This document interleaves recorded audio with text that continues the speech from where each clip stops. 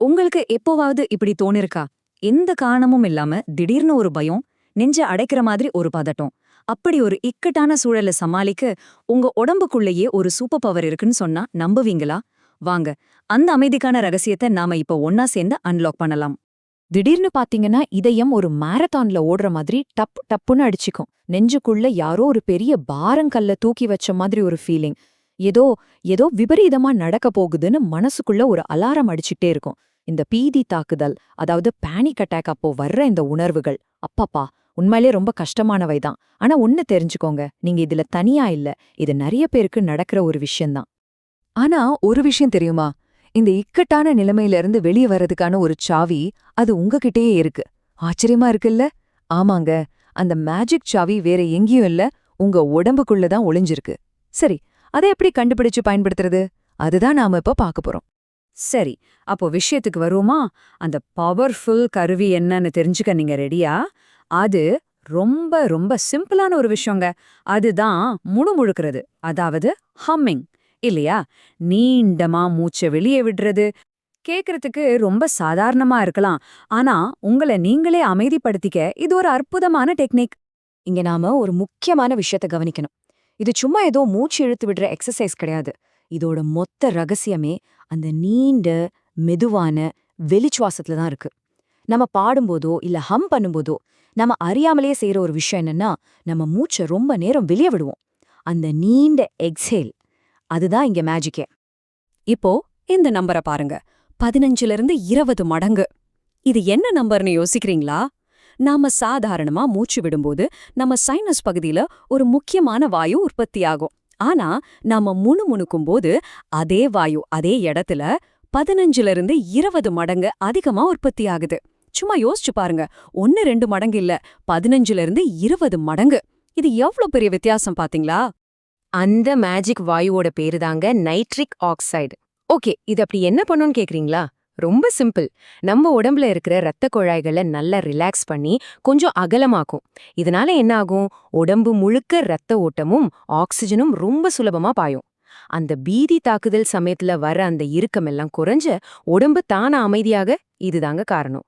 சரி, ஒரு சின்ன முணுமுணுப்பு எப்படி உடம்புக்குள்ள இவ்ளோ பெரிய மாற்றத்தை ஏற்படுத்துது? வாங்க, இந்த அமைதிக்கான செயின் ரியாக்ஷன் எப்படி வேலை செய்யுதுன்னு ஸ்டெப் பை ஸ்டெப்பா உடைச்சு பார்க்கலாம். இது ஒரு டாமினோ எஃபெக்ட் மாதிரின்னு வச்சுக்கோங்களேன். ஸ்டெப் 1, நீங்க முணுமுணுக்க ஆரம்பிக்கிறீங்க. நீங்க ஆரம்பிச்ச அடுத்த செகண்டே ஸ்டெப் 2, நம்ம உடம்புல இருக்கிற வேகஸ் நரம்பு தூண்டப்படுது. அது நம்ம உடம்போட சில் மோடுன்னு சொல்லலாம். அந்த பாராசிம்பத்தட்டிக் சிஸ்டம்த்தை ஆன் பண்ணி விடுது. ஃபைனல் ரிசல்ட் என்ன? ஸ்டெப் 4, படபடன்னு அடிச்ச உங்க இதயம் மெதுவா அமைதியா துடிக்க ஆரம்பிக்குது. பாத்தீங்களா, ஒரு சின்ன ஹம்மிங் எப்படி ஒரு சங்கிலி தொடர் மாதிரி எவ்வளோ பெரிய மாற்றத்தை உருவாக்குதுன்னு. இந்த முழு விஷயத்துக்கும் ஹீரோ யாருன்னு கேட்டிங்கன்னா, அது இந்த வேகஸ் நரம்பு தாங்க. இதை நம்ம உடம்போட ரிலாக்ஸேஷன் மோடுக்கான ஒரு மாஸ்டர் ஸ்விட்ச்னு சொல்லலாம். நம்ம எப்போ ஹம் பண்றோமோ அப்போ அந்த மாஸ்டர் ஸ்விட்சை நாமளே நேரடியா ஆன் பண்றோம். அவ்வளோதான், சிம்பிள். அப்போ முணுமுணுக்கிறது மட்டும்தான் இதுக்கு வழியா? வேற ஆப்ஷனே இல்லையா? அப்படியெல்லாம் இல்ல. இந்த அடிப்படை அறிவியல் பலவிதமான பயிற்சிகள்ல மறைஞ்சிருக்கு. உங்களுக்கு எது சௌகரியமா இருக்கோ, உங்களுக்கு எது ஒர்க் அவுட் ஆகுதோ அந்த வழிய நீங்க தாராளமா தேர்ந்தெடுக்கலாம். கொஞ்சம் யோசிச்சு பாருங்களேன். இந்து மதத்துல ஓம்னு சொல்ற ஓங்கார உச்சரிப்பாகட்டும், இஸ்லாமியர்கள் ஜபம் செய்யறதாகட்டும், இது எல்லாத்துலயுமே அடிப்படையா ஒரு விஷயம் இருக்கு. அது என்னன்னா, இந்த நீண்ட மெதுவான வெளிச்சுவாசம். நம்ம முன்னோர்கள் ஞானத்தோடு செஞ்ச ஒரு விஷயத்துக்கு பின்னாடி இவ்ளோ பெரிய அறிவியல் இருக்குன்னு நினைக்கும் போது ஆச்சரியமா இருக்குல்ல? சரி, இப்போ இந்த அட்டவணையை கொஞ்சம் பாருங்க. பாடுறதுலயும் ஹம் பண்றதுலயும் அந்த வைப்ரேஷன் இருக்கிறதுனால நைட்ரிக் ஆக்சைடு ரொம்ப அதிகமா ரிலீஸ் ஆடுது. அது பெஸ்ட். ஆனா ஒரு முக்கியமான மீட்டிங்ல உட்கார்ந்திருக்கும் போது நம்ம பாட்டு பாட முடியாதே. அப்போ என்ன பண்றது? சிம்பிள். மூக்கு வழியா மெதுவா மூச்சை உள்ளே இழுத்து வெளியே விட்டா போதும்.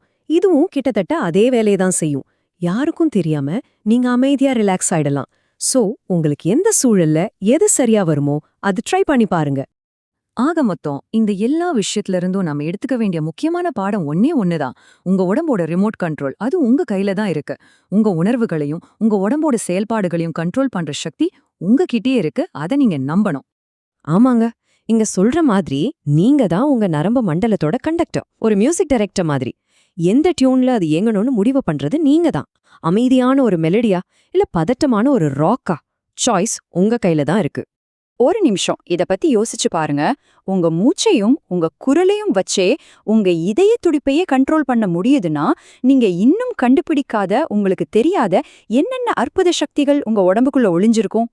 இந்த ஒரு கேள்வியோட இந்த அலசல நாம இங்க முடிச்சுக்கலாம். சிந்திச்சு பாருங்க, உங்களுக்குள்ள எவ்ளோ பெரிய சக்தி இருக்குன்னு.